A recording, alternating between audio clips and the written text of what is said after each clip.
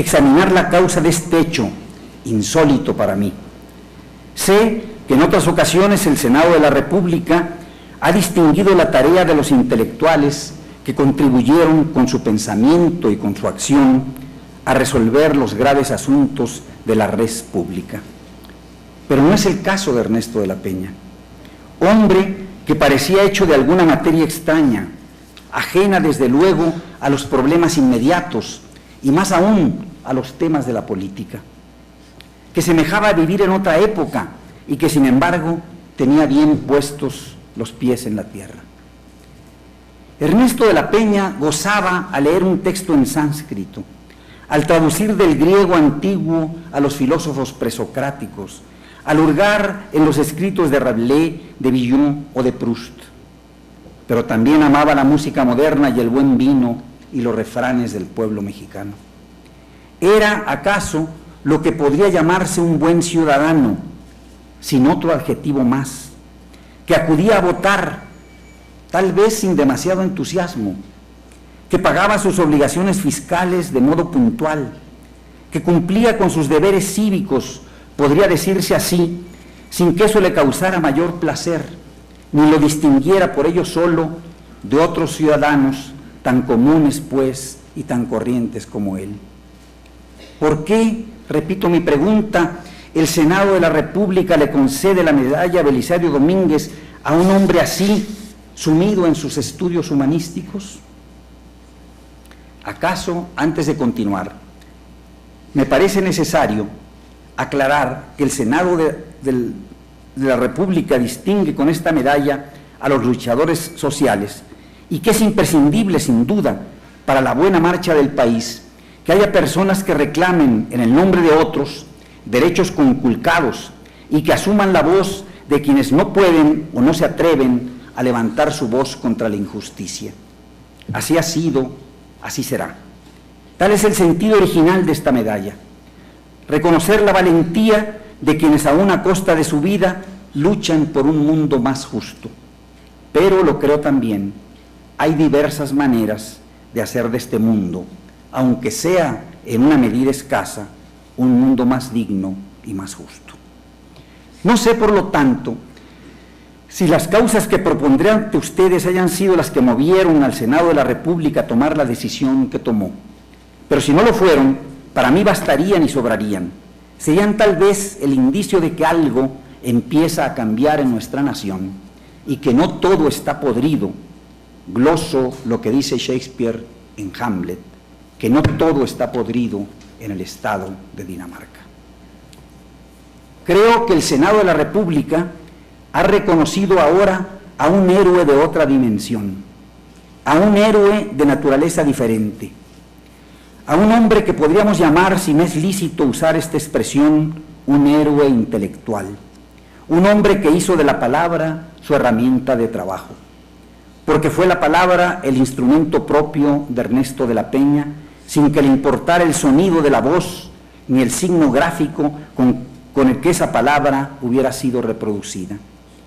Para Ernesto de la Peña, la palabra, la voz salida de la garganta de todo hombre, hindú o hebreo, francés o italiano, egipcio o alemán, árabe o mexicano, el signo gráfico que esa voz asumía, de modo fonético, silábico, ideográfico o jeroglífico, era lo decisivo, porque mostraba a los hombres que se agitaban dentro de ella. Si el Senado de la República ha valorado por encima de otros rasgos, en este caso, el mérito que tiene un trabajo honesto, callado, el enorme valor acumulado que posee la labor de un hombre excepcional, de un hombre que fue enemigo de estridencias, de un intelectual sumergido en el silencio profundo de su biblioteca, lo volveré a decir, algo, y en un sentido profundo, empieza a cambiar en el fondo de nuestra nación. Añado, para bien. Ernesto de la Peña asumió, y en grado sumo, el rasgo fundamental de todos los humanistas, la comprensión de los otros, el respeto por los conceptos ajenos, el don de esa virtud que en ocasiones semeja lo contrario de lo que contiene la lucha política. Hablo de una virtud extraña, la virtud de la tolerancia, que Ernesto de la Peña le era connatural y que jamás asumía desde un supuesto espacio superior. Por el contrario, siempre se situaba a la altura de los hombres sin que le importara su nivel cultural o su profesión de fe. Ernesto de la Peña era agnóstico, descreía de la existencia del alma y de la vida ultraterrena. Tenía una visión amplia de la historia de las religiones. Quizá por eso no aceptaba que hubiera algún Dios, ni vengativo ni amoroso, que se ocupara de los mínimos asuntos de los hombres, ni de los mayores problemas del universo. Por esta causa, porque abarcaba la totalidad del mundo religioso y se interesaba por el pensamiento mítico, porque estudiaba con igual pasión el pensamiento de los Vedas que el de los cristianos, los mitos y la religión de los antiguos egipcios que los mitos y la religión de los caldeos, Ernesto de la Peña era respetuoso de las opiniones y las creencias ajenas. ¿Acaso no compartiera esas creencias? Pero no es menos cierto que las examinaba con profundo respeto. Jamás anidaba en su ánimo una ofensa. Nunca le oía hacer burla de opinión alguna, a pesar de que le pareciera absurda, falsa o inadmisible. No era un hombre religioso y, sin embargo, gozaba al estudiar los conceptos religiosos o las imágenes del pensamiento mítico. Diré por esto que su curiosidad no conocía límites y que su avidez de saber era casi infinita.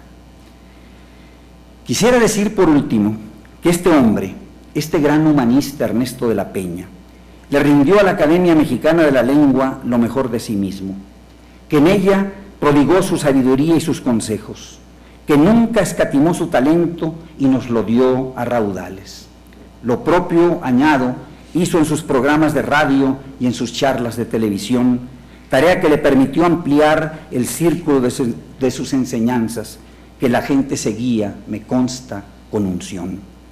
Por todos estos motivos, creo que el Senado de la República ha tomado una decisión correcta que celebro con júbilo al reconocer el trabajo silencioso y limpio de un enorme humanista. Muchas gracias.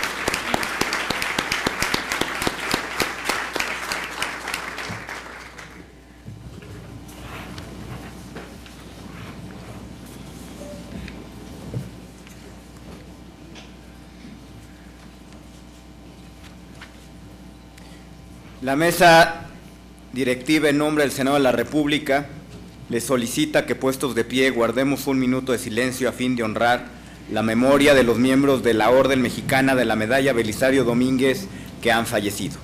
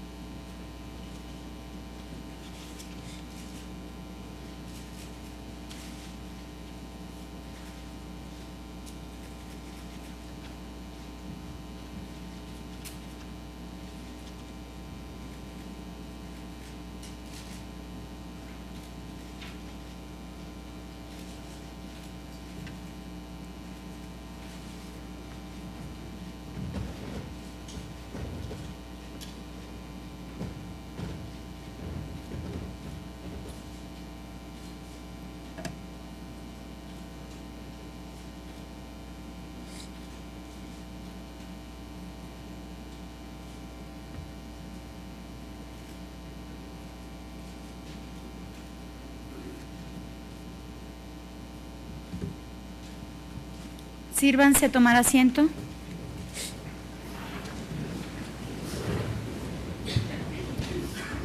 A nombre del Senado de la República, deseo expresar nuestro agradecimiento al ciudadano presidente de los Estados Unidos mexicanos, el licenciado Felipe Calderón Hinojosa, al presidente de la Suprema Corte de Justicia de la Nación, ministro Juan Silva Mesa, y al presidente de la Cámara de Diputados, diputado Jesús Murillo Caram, así como a todos nuestros distinguidos invitados por su asistencia a esta sesión solemne.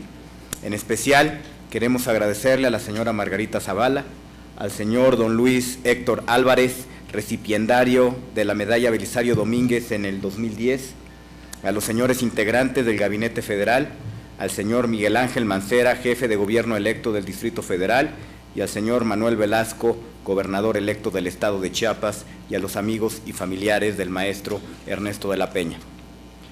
Una vez que se rindan los honores al titular del Poder Ejecutivo, se solicita al presidente de los Estados Unidos mexicanos, a la señora María Luisa Tavernier, al ministro Juan Silva Mesa y al diputado Jesús Murillo Caram, se trasladen al muro de honor de la Medalla Belisario Domínguez a fin de develar el nombre del galardonado. Asimismo, se solicita a nuestros invitados nos acompañen al patio central para las guardias de honor ante la estatua del senador Belisario Domínguez. Se solicita ponerse de pie para entonar nuestro himno nacional mexicano.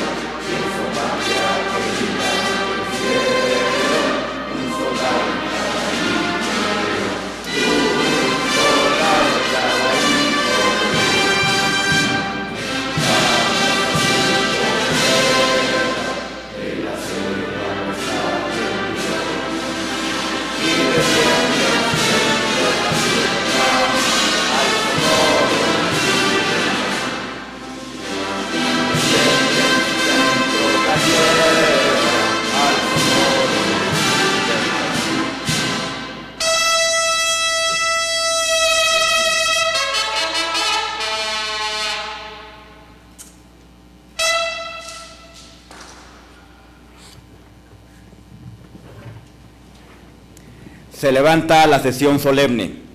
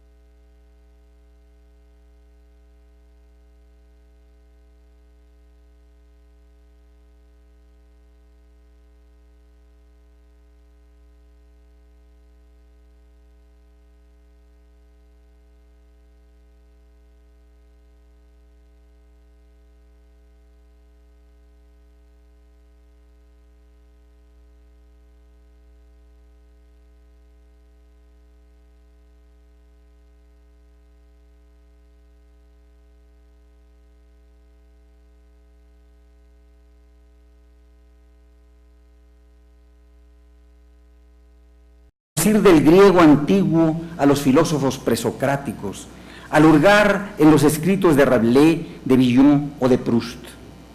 Pero también amaba la música moderna y el buen vino y los refranes del pueblo mexicano. Era, acaso, lo que podría llamarse un buen ciudadano, sin otro adjetivo más, que acudía a votar, tal vez sin demasiado entusiasmo, que pagaba sus obligaciones fiscales de modo puntual, que cumplía con sus deberes cívicos, podría decirse así, sin que eso le causara mayor placer, ni lo distinguiera por ello solo de otros ciudadanos tan comunes, pues, y tan corrientes como él. Examinar la causa de este hecho, insólito para mí. Sé que en otras ocasiones el Senado de la República ha distinguido la tarea de los intelectuales que contribuyeron con su pensamiento y con su acción a resolver los graves asuntos de la res pública.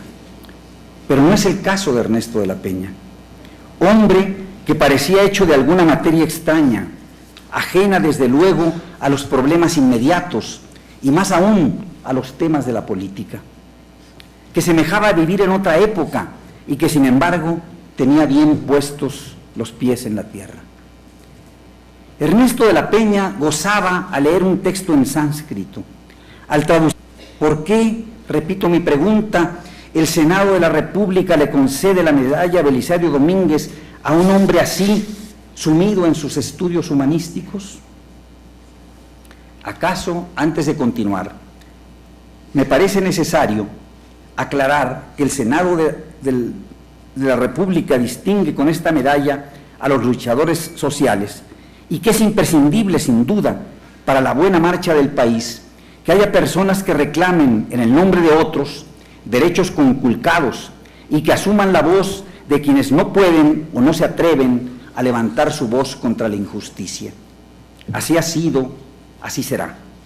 Tal es el sentido original de esta medalla.